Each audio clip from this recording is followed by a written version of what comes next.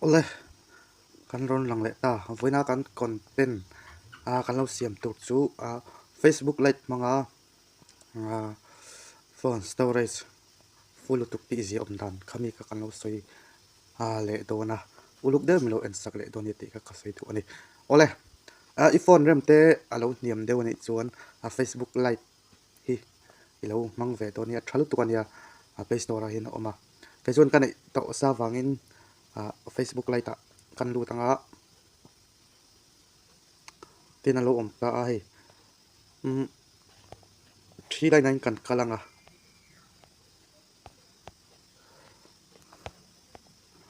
399kan kala dengan rol thangan moila makan ti chuanin hei setting and privacy ti in muanga in metanga ti chuanin chuk thlanga in rol thalenga moila makan ti chuanin hei clear space ti hi muanga i clear doni mai ka phone rem lo e hek tu chu hei thing kan muta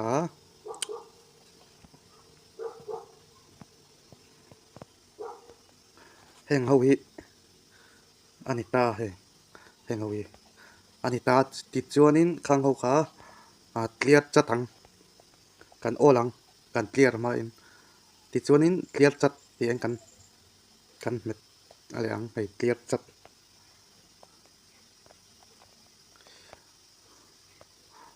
ti en tain kan met leang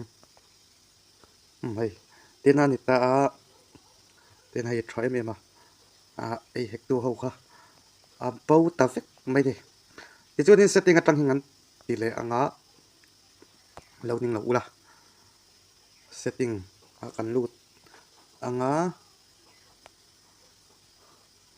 ti chuanin kanan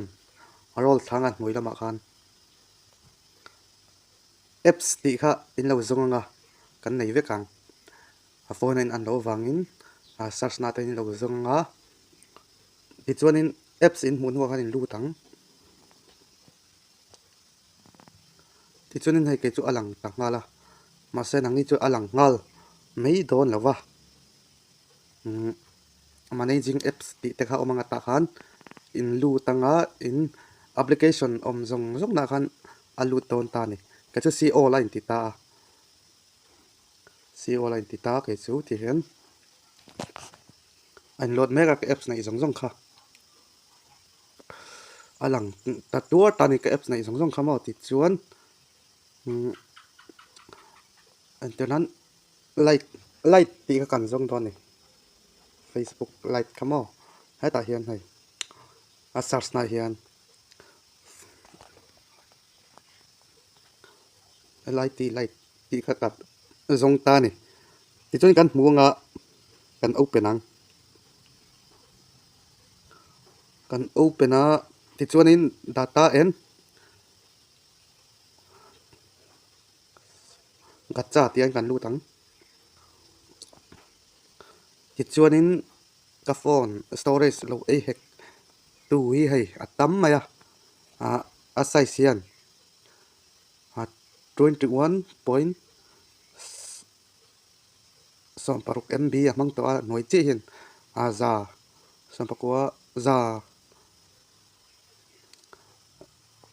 za samkwa patni amang to chuan an noi chi hian 1.17 anita totala chuan zani le som pali ni ta ni kami khani ta ti chuanin hetiang hin om velo mai theya a then chuin bag chuanga